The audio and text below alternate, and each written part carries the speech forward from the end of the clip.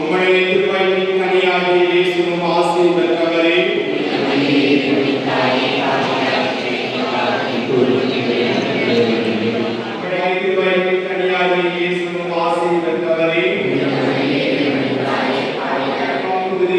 நாங்கள் தகுதி உள்ளவராகும்படி உம்முடைய வானதூதர் வழியாக நாங்கள் அறிந்திருக்கின்றோம். அவருடைய பாடுகளினாலும் இறப்பினால் நாங்கள் மீட்பினை அடையும் பொருட்டு எங்கள் உள்ளங்களில் கருணை புரிய வேண்டும் என்று எங்கள் ஆண்டவராகிய இயேசு கிறிஸ்து வழியாக பார்த்தார்கள்.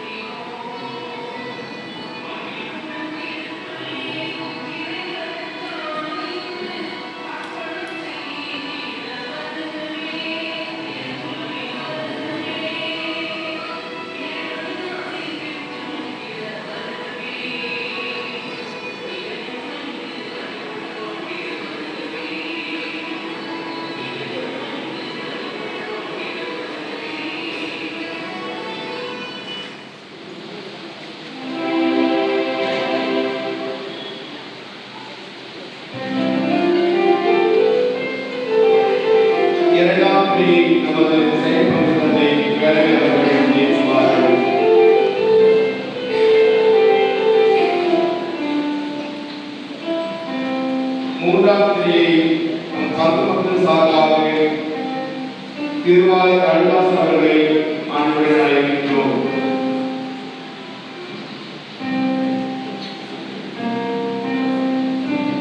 அறிவிற்கு அறிவிச்சல் சார்பாக நான்காம் கிரியை அறிவிச்சல் நீக்க அவர்களை அன்புடன் அழைக்கின்றோம்.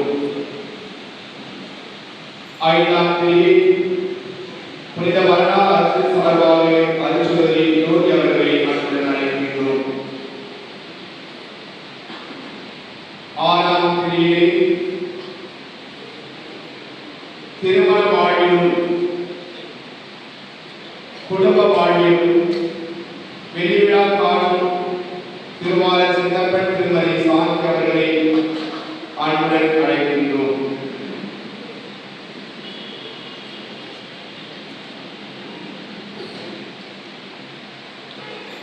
நமது அன்பின் அனைத்தன்மையின் சார்பாக திருவாளர் அந்தோனி அவர்களை அன்புடன் அழைக்கின்றோம்.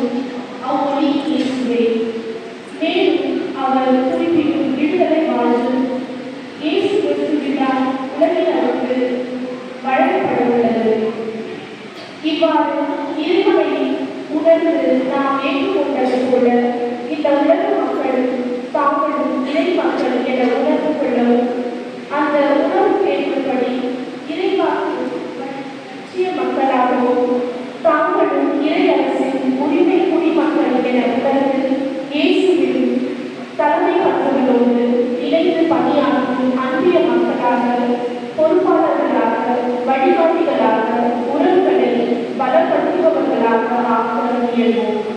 அதோடு நம்முடைய பங்கின் குடும்ப விழாவை சிறப்பிக்கும் இந்நன்னாளில் நம்முடைய குடும்ப வாழ்வை பற்றியும் சிந்தித்து கொண்டாட அழைக்கப்படுகின்றோம். குடும்பம் ஒவ்வொன்றுமே திருக்குடும்பமாக அமைய வேண்டும் என்றுதான் திருச்சபை திருமணத்தை திருவள்ளுவர் சாதனமாக ஏற்றுக்கொண்டு இயேசு பரிசுத்தை திருக்குடும்ப விழாவை நமக்கு முன்மாதிரியாக தந்து புனிதத்திற்கு அழைத்து விடுகின்றது. அன்னை மரியாவும் தந்தை சூசையும் கடவுளின் திருவிழப்படி பல இன்னங்களை சந்தித்த போது ஒருவருக்கு ஒருவர் அன்பு செய்து குடும்பத்தை கட்டி காத்து வாழ்ந்து நம்மையும் அவ்வாறு வாழ அழைத்து விடுகிறார்கள். நம்முடைய குடும்பங்களின் உறவுகளை சரிவர புரிந்து கொண்டு விட்டு கொடுத்து தவறு போது மன்னித்து ஒருவரை ஒருவர் உண்மையாக அன்பு செய்து பணிந்து ஒருவர் மற்றவரை ஊன்றுகோலாக செயல்படுவோம். உறவுகளை பலப்படுத்தி திருக்குடும்பத்தின் மீட்புகளை நம்முடையதாக்கி கடவுளின் திருவிழப்படி புனிதத்தை அடைய தேவையான வரங்களையும் சரியான புரிதலையும் தரும்படியாக இத்திருப்பணியில் இணைவோம். இவ்வாறு ஒரே குடும்பமாய் இறை அன்பால் ஒன்றிணையும் ஒரே மக்களாகிய நாம் தலையாகிய இயேசுவோடு இப்பணியில் இணைந்து ஒரே உடலாக மாறுவோம்.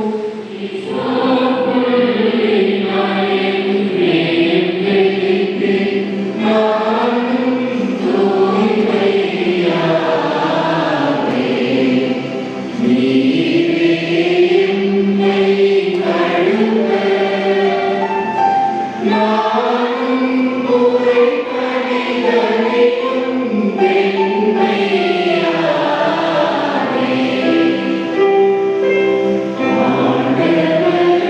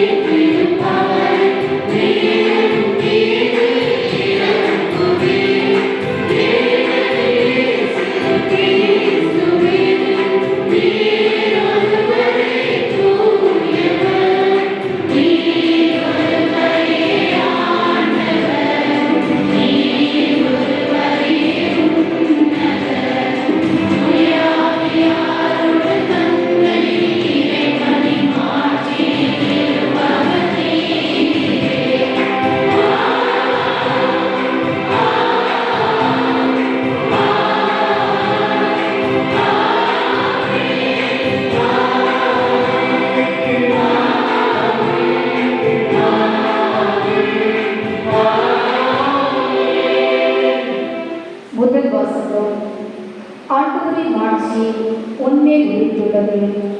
இறைவாக்கினர் எஸ்ஐயா நூலிலிருந்து வாசகம். அதிகாரம் 60, இறை வசனங்கள் 1 முதல் 6 முடிய. எருசலேமே எழு, ஒளி வீசு, உன் ஒளி தோன்றியுள்ளது, ஆண்டவரின் மாட்சி உன்மேல் உதித்துள்ளது. இதோ இருள் பூவுலகை மூடும், காரிருள் மக்கள் இனங்களை கவ்வும். ஆண்டவரோ உன்மீது எழுந்தருள்வார், அவரது மாட்சி உன்மீது தோன்றும். பிற இனத்தார் உன் ஒளி நோக்கி வருவர், மன்னர் உன் உதய கதிர் நோக்கி நடை போடுவர். உன் கண்களை உயர்த்தி உன்னை சுற்றிலும் பார்.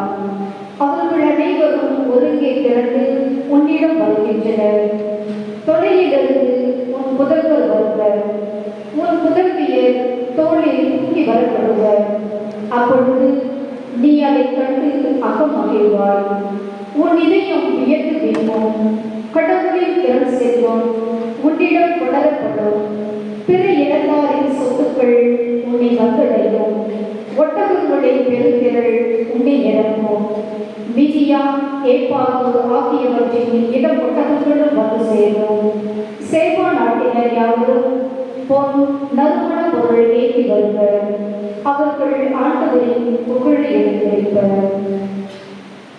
இது ஆண்டவர் வழங்கும் அருள்வாக்கு.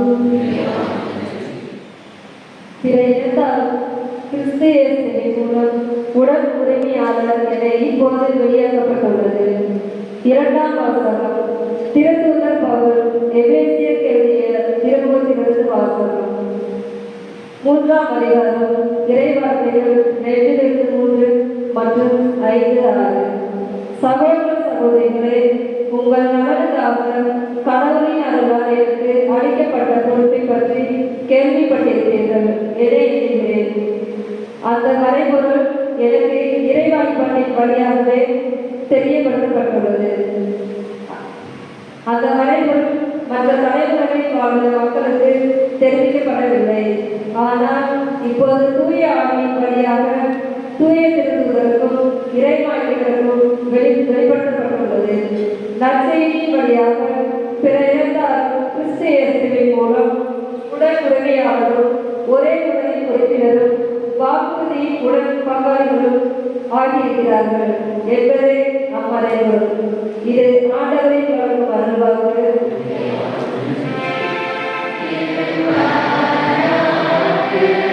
புனிதவார்த்தை எழுதிய தூய நற்செய்தியிலிருந்து வாசகம்.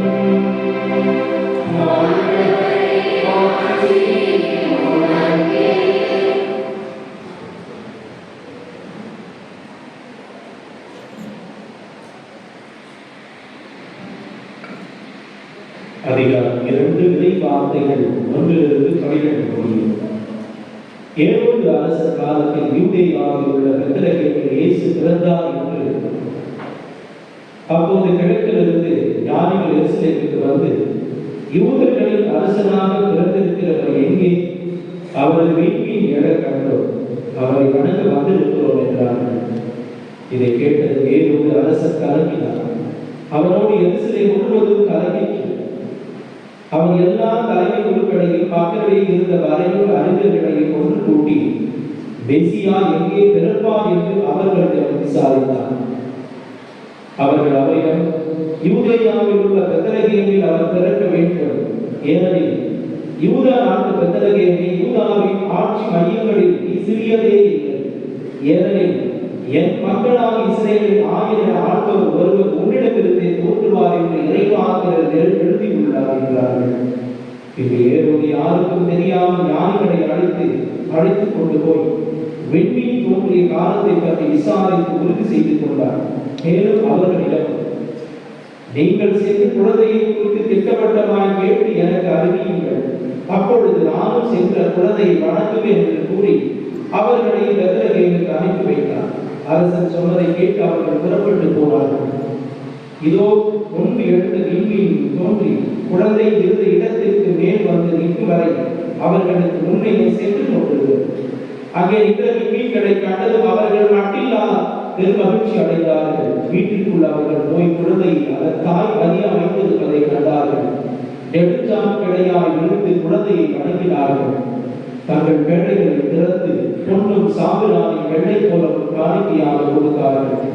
ஏரோதிடம் திரும்பி போக வேண்டாம் என்று கனவில் அவர்கள் எச்சரிக்கப்பட்டதால் வேறு வழியாக தங்கள் நாடு திரும்பினார்கள்.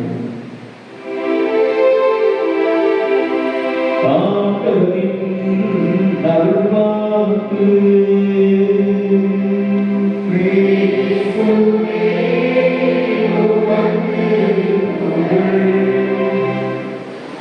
இது நம்முடைய திருவண்ணாமலை பங்கில் உள்ள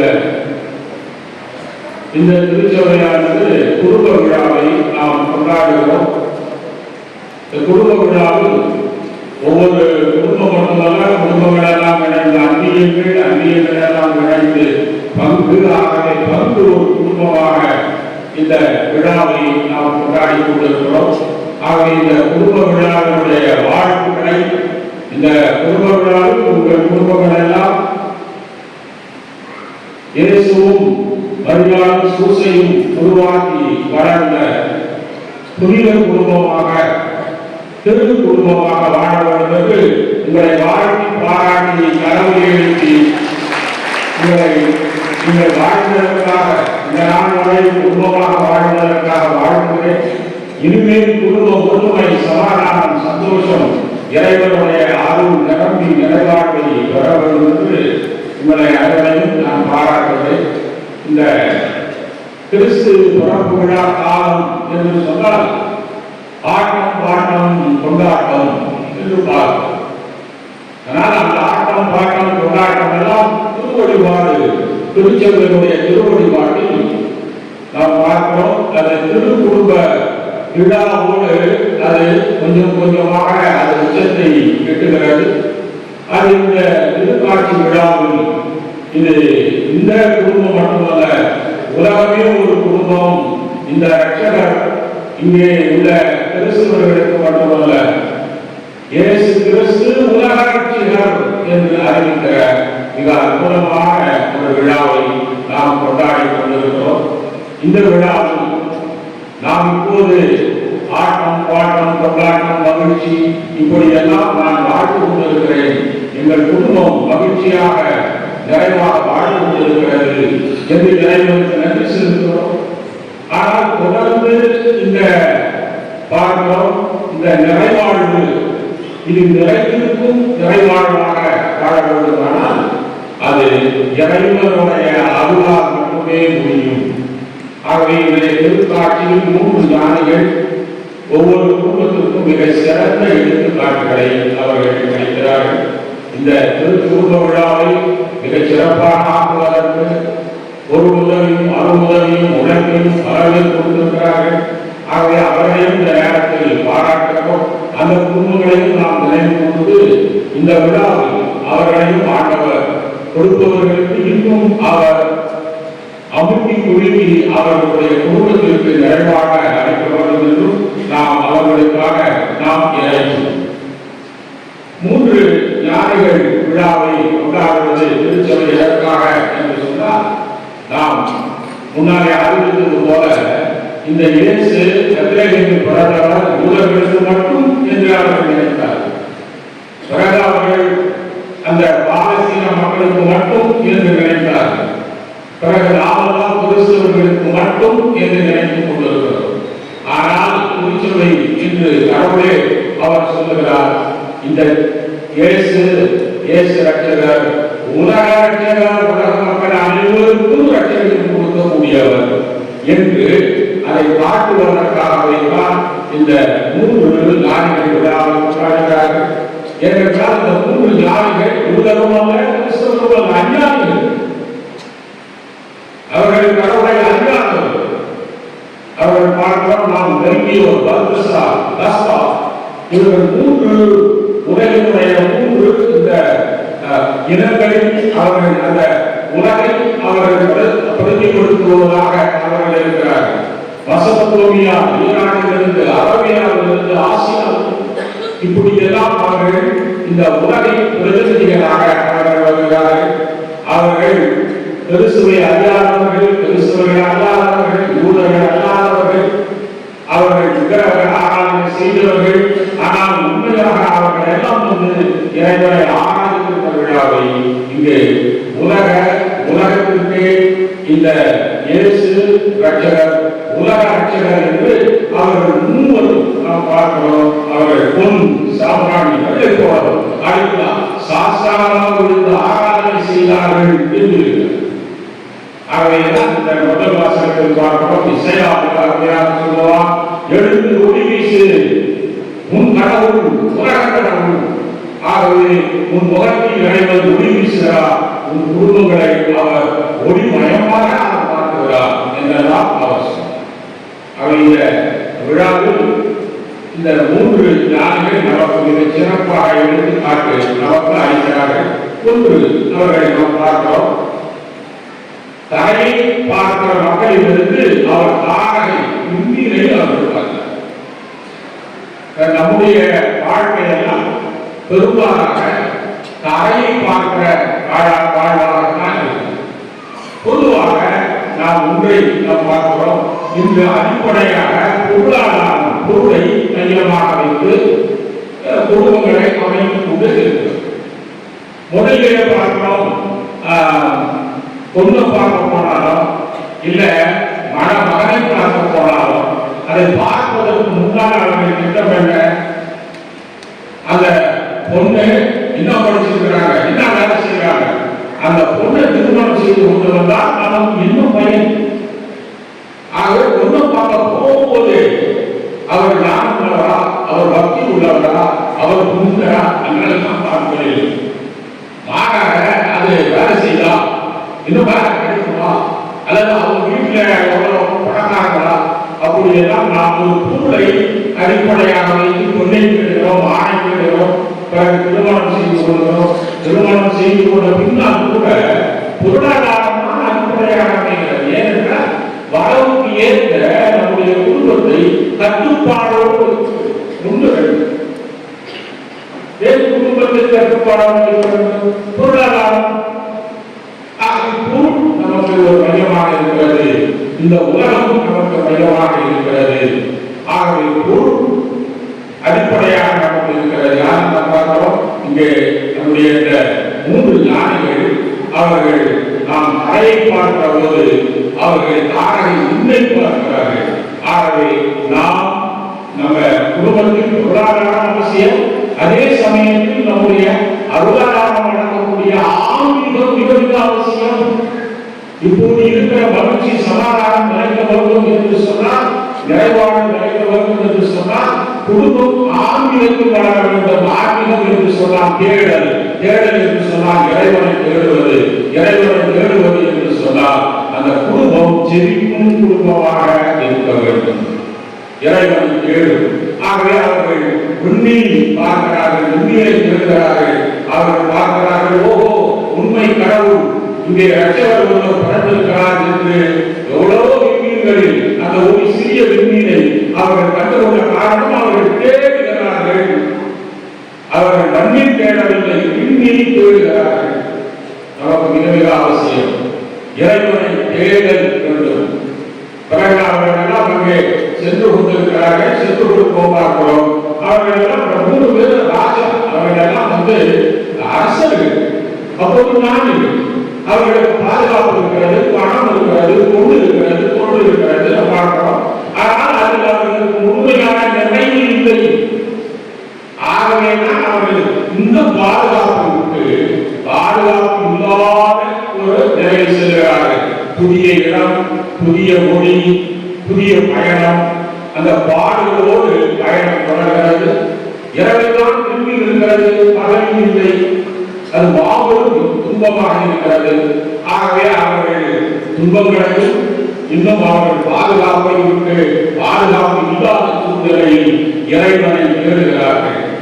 நமக்கு ஒரு நல்லது, நமக்கு குடும்பத்தில் ஒரு துன்பம் வந்துவிட்டால் இறைவனை தேடுகிறோம். உடனே நமக்கு கேட்கிற அந்த இன்பம் மாறி கேட்கிற வேண்டுதல் கிடைக்கவில்லை என்றால் உடனே கடவுளை விட்டுவிடுகிறோம், கைவிட்டு விட்டார் என்று அவநம்பித்துக் கொள்கிறோம். ஆனால் இந்த 3 அரசர்கள் பயணத்தை துன்பத்தின் மீது துன்பமாக அவர்கள் தொடர்ந்து கொண்டிருக்கிறது. தொடர் பயணம் செய்கிறார்கள். ஆகவே நம்முடைய குடும்பத்தில் தொடர் பயணம் செய்ய வேண்டும் என்றால் நமக்கு இறை நம்பிக்கை அவர்கள் கடவுளை நம்பிக்கொண்டு துன்பங்களை எல்லாம் கடந்து கொண்டிருக்கிறார்கள். இன்னொரு பார்க்கிறோம், கேட்கிறோம் நமக்கு கடவுள் காலம் தாழ்த்தி விட்டால் ஏமாந்து போனோமே என்று கடவுளையே கைவிட்டு விடுகிறோம். ஆனால் 3 அரசர்கள் தேடி அரசர் பரவலில் பிறந்திருப்பார் என்று அவர்களும் தெரியாமல் அங்கே போய் அந்த விண்மீனை பார்த்தவர்கள் ஏரோதின் அந்த அரண்மனைக்கு செல்கிறார்கள். அங்கு இருப்பாளோ என்று பார்க்கிறார்கள்.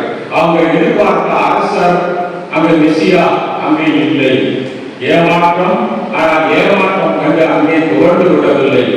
மீண்டும் தேடுகிறார்கள். ஏரோது என்று தேடுகிறார்.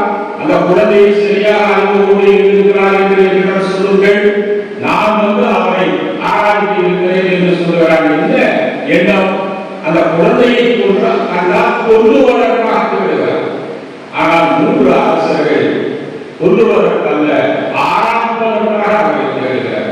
அந்த தேடல் பயணம் தொடர்கிறது பார்க்கிறோம். ஆகவே இங்கே பாதுகாப்பு இல்லாமல் போனாலும் கடவுளை தேடுகிறார்கள், துன்பம் வந்தாலும் கடவுளை தேடுகிறார்கள், ஏமாற்றம் வந்தாலும் தொடர்ந்து கடவுளை தேடுகிறார்கள். இறுதியில் அந்த நட்சத்திரம் இருக்கிறது, அங்கே பார்க்கிறார்கள்.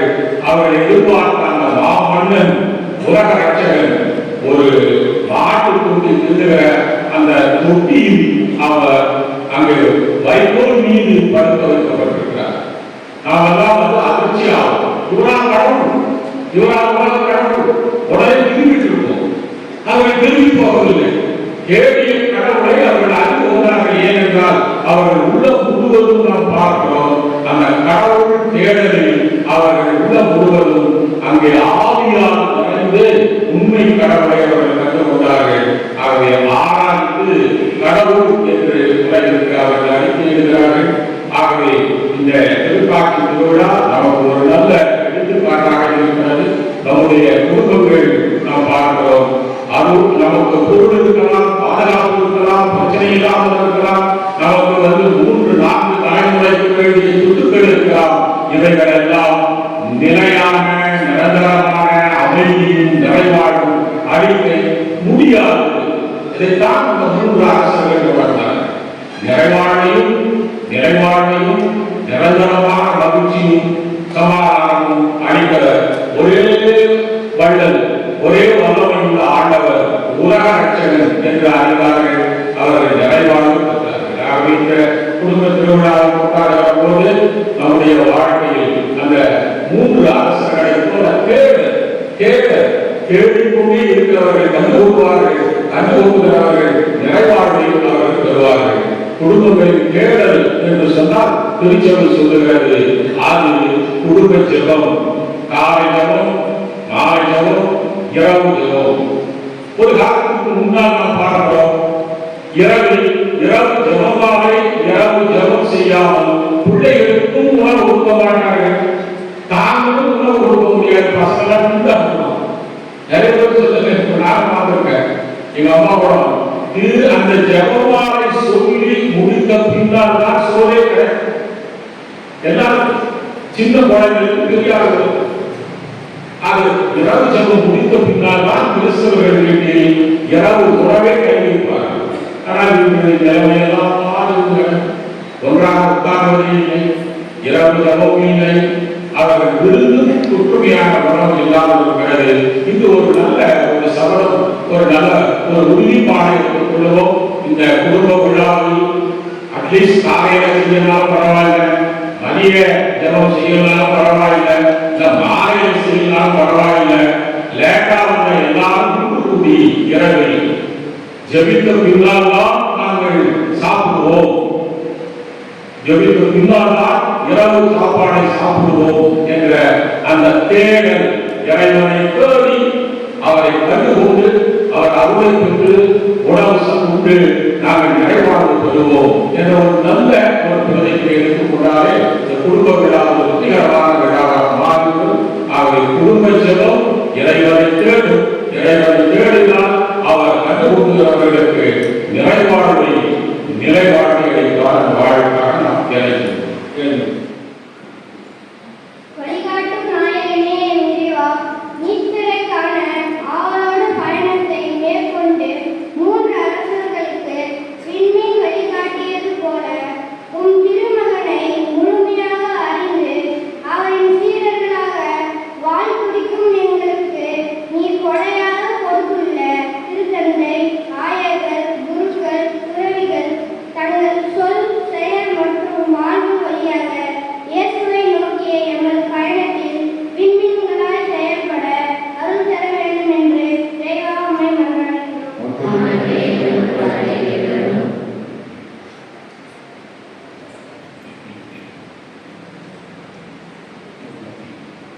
அரசருக்கெல்லாம் அரசரே எம் இறைவா, இயேசுவை காண வந்த 3 அரசர்கள் தாங்கள் அரசர்களாய் இருந்தும் மெசியா என்னும் மீட்பரை காண ஏற்றுக்கொள்ள வழிபட ஆவலோடு நீண்ட பயணத்தை மேற்கொண்டனர். அதே போன்று எங்களை வழிநடத்த நீர் கொடுத்துள்ள அனைத்து தலைவர்களும் தாழ்ச்சி, உண்மை, நீதி, நேர்மை, தன்னலமின்மை போன்ற பண்புகளை வளர்த்துக் கொள்ளவும் 3 அரசர்களையும் இயேசுவையும் தங்கள் பணிவாழ்வுக்கு மாதிரியாக கொண்டு எல்லா மக்களின் நலனுக்காகவும் நாட்டின் முன்னேற்றத்திற்காகவும் ஆவலுடன் உழைக்க தேவையான அருள் தர வேண்டும் என்று இறைவா உம்மை மன்றாடுகிறோம்.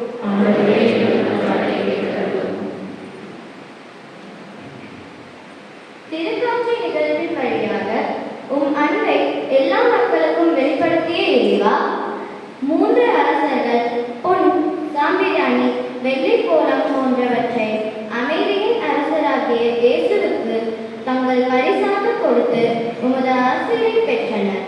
நாங்களும் நீர் விரும்பும் தூய உள்ளத்தையும் நேர்மையான வாழ்வையும் உமக்கு பரிசாக தந்து அமைதியையும் மகிழ்ச்சியையும் எமது வாழ்வில் நிரந்தரமாக்கிக் கொள்ள அருள் தர வேண்டும் என்று இறைவா உம்மை மன்றாடுகின்றோம்.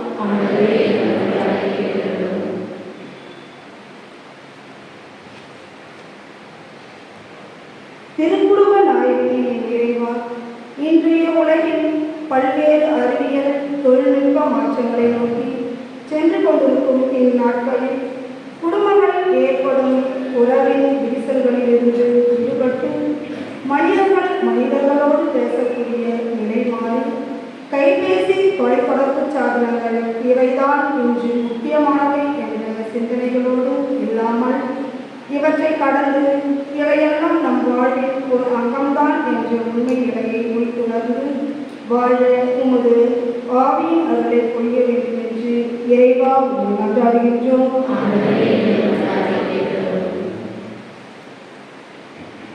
அன்பு தந்தையே இறைவா, நீர் எமக்களித்த பெற்றோருக்காக உமக்கு நன்றி கூறுகின்றோம். நாங்கள் எங்கள் பெற்றோரை மதித்து அவர்களை புண்படுத்தாது அவர்களை மேம்படுத்தி வாழ வேண்டிய அருள் தந்து ஆசீர்வதித்து வழிநடத்துமாறு இறைவா உம்மை மன்றாடுகிறோம்.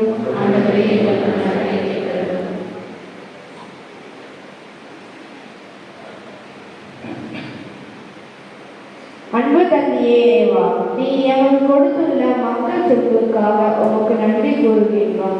இவர்கள் உண்மையே தேடி நேசிப்பதிலும் உமது வார்த்தைக்கு ஆர்வத்துடன் செவிமடுத்து வாழ்வதிலும் தங்கள் கவனத்தை செலுத்துவதும் உமது பிள்ளைகள் இறைவனிலும் ஒழுக்கத்திலும் ஆணத்திலும் கல்வியிலும் சிறந்து விளங்கி உகந்த பிள்ளைகளாக வாழவும் செயற்படவும் அவர்களை ஆசீர்வதித்து வழிநடத்த வேண்டும் என்று இறைவாக மன்றாடுகின்றோம். ஆண்டவரே, எங்கள் மன்றாட்டுக்களை எல்லாம் நீரே மரபோதியாக இந்த பிரபஞ்சமே ஒரு குடும்பமாக நிர்வகித்திருக்கிறது. இந்த பிரபஞ்சத்தில் உள்ள அனைத்து போர்களையும் நீரே அடக்கி ஆளுகிறீர். இந்த உலகில் நாங்கள் வாழ்ந்தாலும் இங்கே இருக்கிற முக்கால் பாகம் தண்ணி இந்த கால் பாகம் தரைக்கு உள்ளாக வராமல் காரணம் வைத்து எங்கள் குடும்பங்களை பாதுகாக்கிறேன். ஆண்டவரே, நாங்கள் உண்மை தேடவும் குடும்ப ஜபத்தில் தேடவும் அதில் நாங்கள் மகிழ்ச்சி, சமாதானம், நிறைவாழ்வு, நிறைந்த வாழ்வு, நிரந்தரமான நிறைவாழ்வையும் நிம்மதியையும் அகமகிழ்ச்சியும் நாங்கள் அடைவதற்கு தேடிக்கொண்டே இருக்கும் குடும்பமாக வாழ்வதற்கு எங்கள் குடும்பத்தை வழிநடத்த வேண்டும் என்று எங்கள் ஆண்டவராகிய கிறிஸ்து வழியாக மன்றாடுகிறோம்.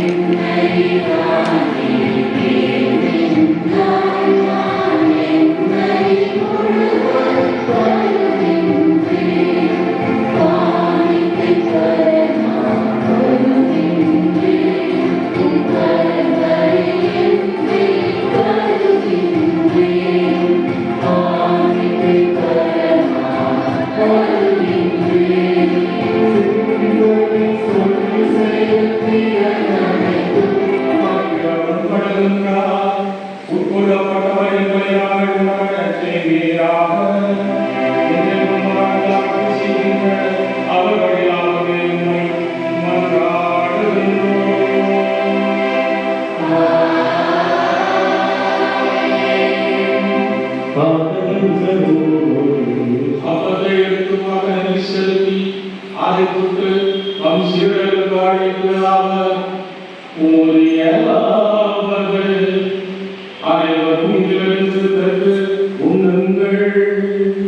ஏனெனில் இது உங்களுக்காக கையளிக்கப்படும் என் உடல்.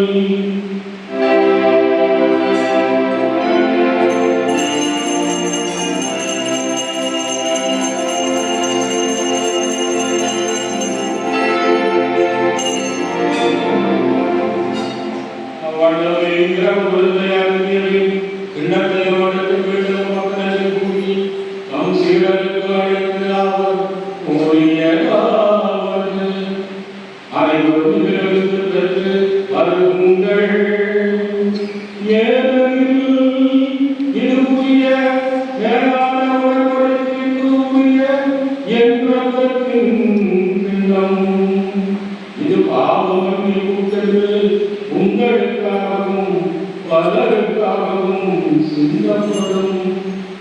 இதை என் நினைவாக செய்யுங்கள்.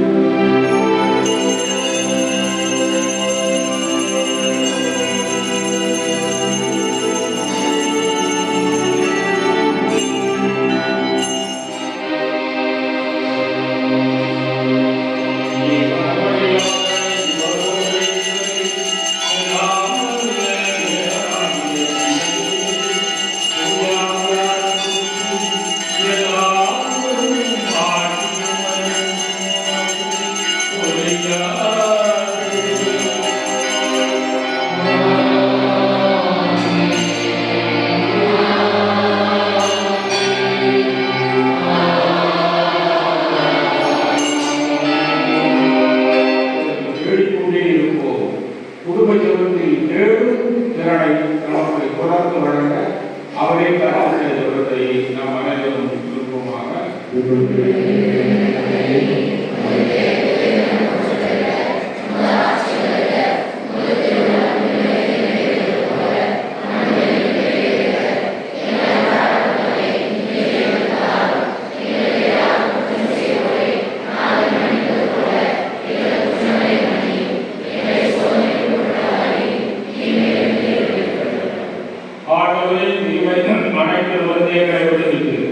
எங்கள் வாழ்நாளில் அமைதியை கனிவுடன் அருளை கொண்டாடுகிறோம். முதல் இறக்கத்தில் உதவியாக பாவத்திலிருந்து எப்போதும் விடுதலை பெற்று யார் ஒரு மறக்கும் முந்திரி நலமாய் இருப்போமாக. நாங்கள் நம்பியும் வாழ்வுக்காக எம் மீட்பராகிய இயேசு கிறிஸ்துவின் வருகைக்காகவும் காத்திருக்கிறோம். நம்மோடு வாழும் கடவுள் வல்ல தேவன் உலகத்தையே நமது கைகளுக்குள் கட்டுப்படுத்தி தொடர்ந்து வழிநடத்தும் நம் கடவுள். நாம் உயிர் வாழ்வதற்காக உலகையே அவர் நெறிப்படுத்தி நம்மை வாழ வைக்கும் ஆண்டவர். இந்த உலக விருந்துக்கு அழைக்கப்பட்ட நாம் அனைவரும்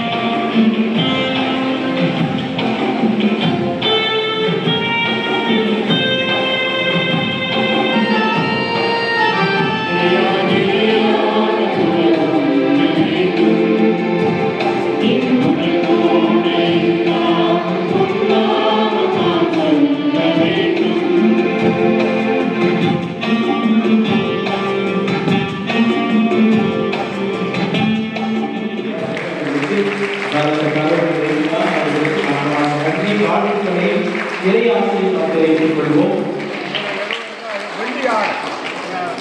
வெள்ளி விழாவிற்கு வெள்ளியாடு. மேலும் பொன்விழா தம்பதியர்கள் திரு முருகன், திருமதி கிரீஸ், மேரி கிச்சதை போன்றவர்களுக்கு சார்ந்தவர்கள் அவர்கள் வரக்கூடியவரை அவருடைய உறவுக்காரர் யாரும் இறந்துவிட்டார் அவர்கள் சென்றிருக்கிறார்களே